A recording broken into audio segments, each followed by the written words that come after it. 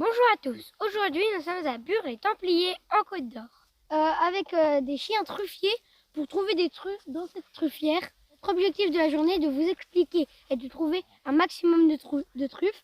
Bonjour, Louise et Fabrice. Oui. Et les chiens, c'est Mozart et June. Alors voilà, le chien qui est un lagotto et il s'appelle Mozart. Il a 4 ans.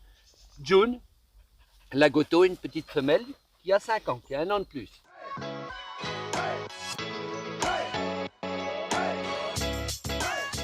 Les deux travaillent différemment, on va le voir. Il y en a un qui a tendance à, qui ne fait que les marquer et l'autre qui les ramasse et qui me les apporte. Okay. Et ils ont toujours une récompense à chaque fois. Donc croquette? Une petite croquette. Et c'est ce qu'on va faire. Et vous allez voir, ils vont partir ventre à terre. Allez, on va chercher. Allez, on y va. Où qu'elle est? Allez, on apporte. Allez. Allez, ma toutoune. Allez, on apporte. Ah, faut bien regarder le chien, hein, parce que le chien il va très vite. Regarde, regarde, attention là. Doucement, doucement, Mozart, doucement. Tiens, allez, allez, regarde les coups de patte. Elle est petite. Tiens. Ah ouais, mais tu vois le coup de patte, quand il gratte. Oh, ça sent la truffe. Non, j'ai encore jamais trouvé sur celui-là. Ah, il gratte, donc c'est bon, c'est bon signe. Doucement, Mozart, doucement, doucement. Mozart. Mozart. Ah, va regarder. Ah, bien. Bah, je sais pas où elle est. Justement. Donc, toi, la racine, elle est là. Et puis, alors là, bah, tiens, elle est là. Tu vois, elle est tout à fait dessous. Voilà. Elle est petite, celle-ci. Voilà. Elle est belle, oui, par contre, elle est bien ronde. tu vois, elle est petite, mais cet arbre-là, c'est la première truffe qu'il n'a encore jamais donné de truffe. C'est la première, la toute première. Mais là... Regarde. Oh non, elle ne veut pas te mordre. Hein. T'aimerais bien à manger, toi. Regarde bien. Voilà, celle-ci, tu vois, elle est foncée. Celle-ci, elle est mûre. Et celle qu'on vient de voir, elle est blanche. Donc, elle n'est pas mûre. Et des fois, les chiens, ils arrivent à... Oui, celle-là, elle est mûre. Oui. Voilà. Donc, comment on élève un chien? Alors, comment on élève un chien? Ben déjà, la chose primordiale, il faut aimer les chiens. Le but du jeu, c'est qu'ils les ramassent sans les manger. Parce que de temps en temps, ils aiment bien les croquer. Au départ, il faut que ce soit un jeu. On cache des croquettes, on cache des choses qu'ils aiment bien, et puis on leur dit d'aller les chercher. Alors, très vite, ils vont comprendre. Hein. Ils vont chercher, hop, et en plus, à chaque fois, tu leur donnes une récompense. Puis à la fin, au lieu de mettre une friandise, tu mets une truffe. Et comme la truffe, ça a beaucoup d'odeur, ils la trouvent tout de suite. Puis après, et ben quand ils vont sentir une truffe, ils savent que s'ils la ramassent, ils ont droit à une caresse et une récompense. Donc ils vont vite la gratter. Puis ils recommencent, puis voilà. Et comme ça, ils sont dressés. Mais il n'y a pas que des chiens pour mettre les truffes. Ah non, il y a des cochons. Mais le gros problème du cochon, chez nous, c'est que j'ai pas une voiture assez grande. Alors quand le cochon il fait 100 kg, pour le mettre dans la voiture, c'est très compliqué.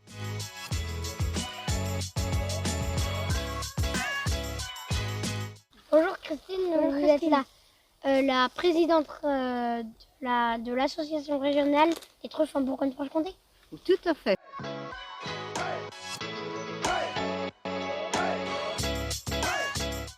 Nous on connaît la truffe du Périgord, mais on connaît pas. Donc c'est quoi les particularités de la truffe de Bourgogne? Ben, tu as bien raison de me poser cette question. Parce qu'en fait, la truffe du Périgord et la truffe de Bourgogne sont des cousines, mais ce sont des truffes complètement différentes.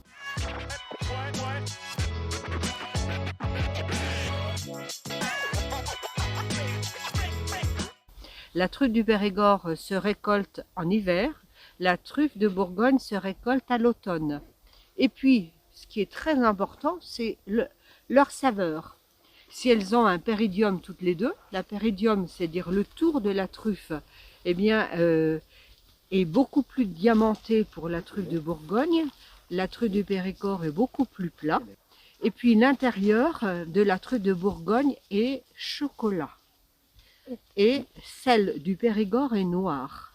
Et leur saveur est complètement différente. La truffe de Bourgogne a des notes. Quand on la mâche, on a l'impression de manger de la mousse, de manger une forêt, de manger un champignon de Paris, puis après une Maurice. Ensuite, on a le goût de la vanille, quelquefois même le goût de la réglisse. Toutes ces notes, eh bien, elles n'existent pas vraiment dans la truffe de Périgord, qui est une note de truffe et qui est très forte, mais qui n'a pas en fait ces qualités organoleptiques dans la bouche. Voilà. Donc là, nous sommes devant aussi une truffière un peu plus jeune, même beaucoup plus jeune, car elle a 3 ans. Il faudra attendre encore au minimum 5 ans pour qu'elle donne des truffes. Donc là, elle en donne pas du tout. Donc on dit que les truffes c'est cher, mais en fait c'est extrêmement de travail, donc c'est mérité.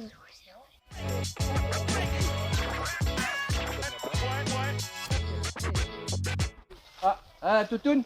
Ah, pas. T'as vu? Si elle secoue la tête, c'est qu'elle en a une. Oh, tiens. Elle n'aime pas moi. Ah non. Voilà, regarde. Une truffe énorme. Ça, on voit que c'est dévoré par une souris. Ah bon? Et dans une truffière, c'est extrêmement bon signe. Parce que la souris, elle se nourrit, elle va se promener dans la truffière, partout, et elle va mettre ses petites crottes partout. Et là où il y a une crotte de souris qui a mangé des truffes, et ben l'année d'après, tu auras une truffe. Bon bah merci Fabrice, en tout cas vraiment merci, car on a fait une super récolte, les explications étaient super, tout était super, et même maintenant il faut les cuisiner. On a le plaisir de cuisiner avec Takashi qui va du château de Courban, qui va nous expliquer comment cuisiner la truffe. Bonjour. Bonjour, ça va? Regardez cette magnifique truffe Ah, c'est magnifique, qu'on hein? a récoltée avec Fabrice et avec ses chiens. Très bien, parfait. On cuisine ensemble? Ouais. Oui. Très bien. Allez, go!